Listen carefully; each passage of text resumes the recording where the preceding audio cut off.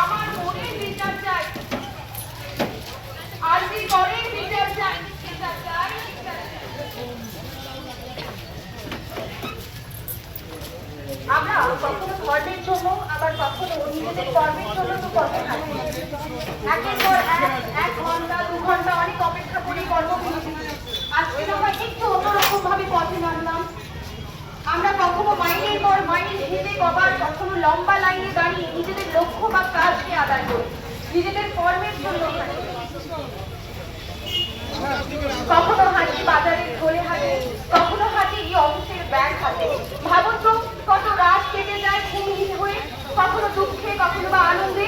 কিন্তু আজ এসেছে এক দুঃস্বপ্নের রাত, যার লজ্জা আর কষ্ট আবার এক গাঢ় কলঙ্কের ফোঁটা এঁকে দিয়েছে প্রিয়তমার কপালে।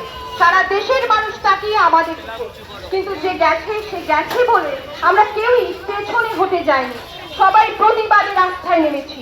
জাতি, ধর্ম, দল, মত, রং এই সব কিছুর ঊর্ধ্বে মানবিকতা, মানুষের জীবন, নিরাপত্তা, মানুষের নিরাপত্তা চাই আমরা।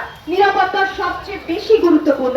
সকলের উদ্দেশ্যে আমার অনুরোধ, আপনারা যে কোনো মতাদর্শে বিশ্বাস করতে পারেন অথবা নিরপেক্ষ হতে পারেন, কিন্তু অন্তত পক্ষে এমন নৃশংস হত্যার প্রতিবাদে শিরদাঁড়া সোজা রেখে এই প্রতিবাদের পক্ষে থাকুন।